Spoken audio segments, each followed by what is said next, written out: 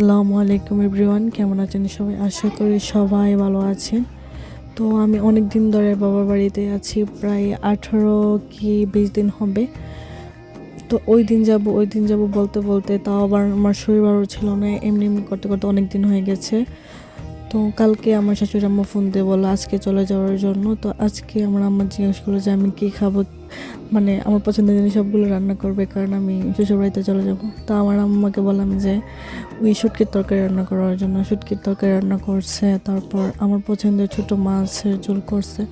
অনেক অনেক ভালো লাগছে। হঠাৎ হঠাৎ আমার মা যে কী রান্না করে না, এত মজা হয়, আমার মনে হয় যে আমি 2 প্লেট ভাত খেয়ে ফেলতে পারবো, এত মজা হয়েছে। ছোটো মাছের তরকারিটা আমার কাছে অনেক অনেক বেশি ভালো লাগছে।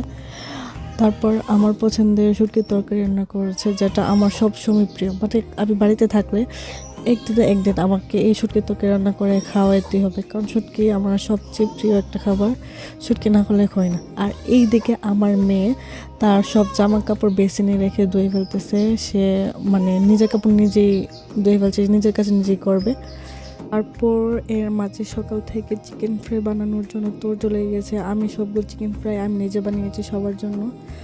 তো আমার আব্বা জানে না যে গরুর চিকেন ফ্রাই বানিয়েছে। তো আমার আব্বা এগুলো দোকান থেকে বাজারে গিয়ে আবার আমার জন্য শাসলিক কিনে নিয়ে আসলো, কারণ জানে যে আমি শাসলিক পছন্দ করি। তো আমার আব্বা জানে না গরুর চিকেন ফ্রাই বানিয়েছে। তো উনি কী করলো, আমার জন্য এতগুলো শাসলিক নিয়ে আসলো। আমি যখন কলেজে পড়তাম তখন প্রতিদিন বলতে গেলে আমি যেদিন ক্লাসে গেছি ওই দিন আমি অনেক শাসলিক নিয়ে আসতাম এবং আমি ওইখানে খেয়ে আসতাম, আর বাড়ির সবার জন্য নিয়ে আসতাম। তো তখন থেকে জানি যে আমি শাসলিক আমার পছন্দ।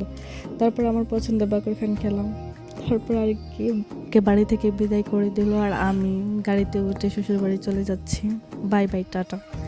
তারপর শ্বশুরবাড়িতে এসে প্রথমে আমার যে প্রয়োজনীয় জিনিসগুলো, যে সেফটি পিন বা পিন, এগুলো আমি কোনো সময় মানে বাড়িতে যাওয়ার সময় বা যেখানে যাওয়ার সময় খুঁজে পাই না। তো এগুলো আগে সেফট করে রাখলাম।